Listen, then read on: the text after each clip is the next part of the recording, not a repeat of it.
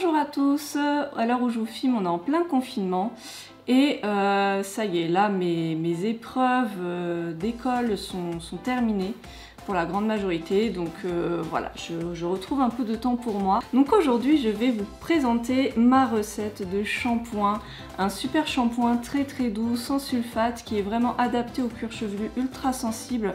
Moi c'est mon cas et mon cuir chevelu ne supporte rien, voilà, comme ça c'est clair. Et en fait c'est une recette que je fais depuis un bon moment. Donc là enfin je vous propose la recette. Donc vous allez voir, c'est très simple. Donc on va commencer par peser 85 g de basse consistance. Ma recette c'est pour 250 ml de shampoing. Tout sera sur le blog évidemment. Donc voilà, j'ai pesé 85 g de basse consistance. Je vais la passer au bain-marie pour qu'elle fonde et on va voir pour le reste. Un des ingrédients phares qui va me permettre d'apaiser mon cuir chevelu ultra sensible et réactif, c'est la bardane. Alors je sais que du coup, celle d'Aromazone, il est vraiment dit qu'elle est soluble dans l'eau. Moi j'ai celle de chez Aîné et Soins d'ailleurs et elle ne se dissout pas en fait, ça fait comme une infusion de poudre. La poudre reste dans le fond. Donc voilà, j'ai fait une infusion et je vais juste éviter de prendre la poudre, même si franchement moi j'ai déjà fait en laissant un peu de poudre. Ça gêne pas quoi, ça part très bien en lavage, c'est pas du tout gênant. Vous me direz si jamais avec celle d'Aromazone, s'il n'y a pas ces petits grains dans le fond. Donc il me faut 115 g d'infusion de bardane. Donc, je vais faire ça comme ça. Alors, je parle bien de grammes, hein, pas de millilitres. C'est plus simple à doser. On voit qu'il y a des petits grains de bardane, mais franchement, c'est comme des shampoings ayurvédiques, quoi. Hein. Au lavage, enfin au rinçage, ça part très bien. Petite précision au cas où vous serez tenté, si votre infusion est vraiment brûlante, ne vous dites pas que la basse consistance va pouvoir se fondre totalement dans votre infusion. Il faut vraiment vérifier qu'il n'y ait pas de tout petits grains de basse consistance. Il faut vraiment que tout soit vraiment dissous. Donc je vous conseille quand même de le passer au bain-marie. Je vais pouvoir peser ma mousse de babassu, donc 15 g.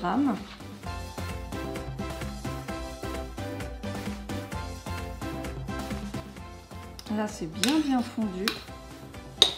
Il n'y a plus de petits résidus, donc on va pouvoir mélanger. Alors j'ai bien mélangé pour que ce soit bien homogène. Maintenant on va rajouter la suite, notamment je rajoute toujours un peu de glycérine végétale. Là je vais en mettre 7%. Pour que ça donne un petit côté quand même hydratant, protecteur, que vous savez, vous n'ayez pas un shampoing trop crissant, trop, vous voyez, trop décapant on va dire. Donc là je vais en mettre 17,5 g.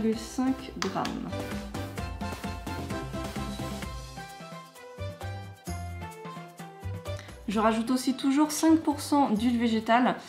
Ça permet encore une fois d'apporter du soin aux cheveux. Et là, vous pouvez utiliser l'huile végétale que vous voulez. Ça dépend vraiment de ce que vous voulez faire.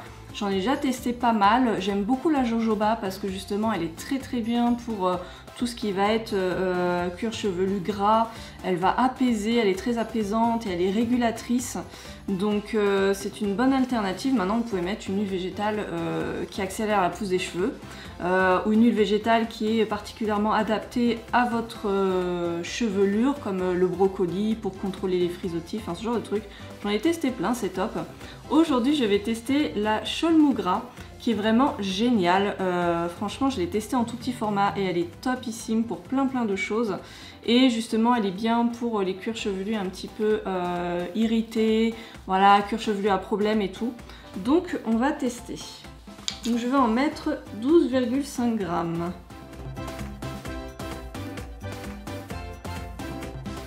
Vous remarquerez que mon bol est presque rempli. C'est ça de faire des grosses quantités, hein, ça remplit le bol. Alors vous voyez, ça, à chaque fois avec l'huile ça fait ça blanchit le mélange.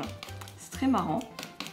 Mais c'est normal. Le cuir chevelu aime les terrains un peu acides, donc on va mettre de l'acide lactique qui est vraiment super bien pour les cheveux. Donc moi j'en mets 0,7%, donc je vais en mettre 1,75 g. Je vais mettre de la pipette pour prendre le produit, mais en vrai je regarde à la balance.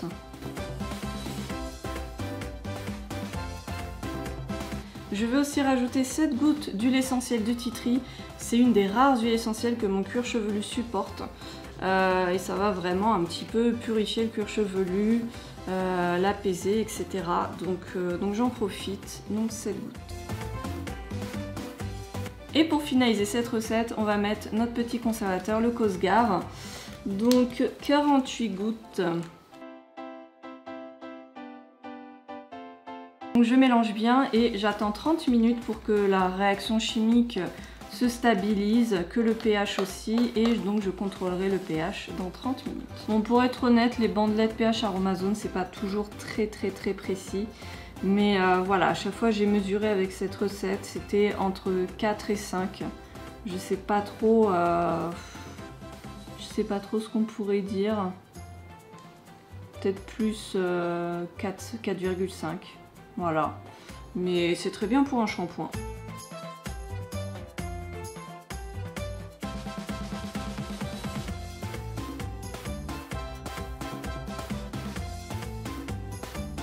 Voilà, ma recette est finie. Juste, j'avais pas capté, mais ce flacon fait 200 ml et pas 250. Donc écoutez, c'est pas grave, j'ai dû mettre le reste dans un autre flacon. N'hésitez pas à me dire si vous avez testé cette recette. Et puis aussi à me taguer sur les réseaux sociaux, notamment Instagram.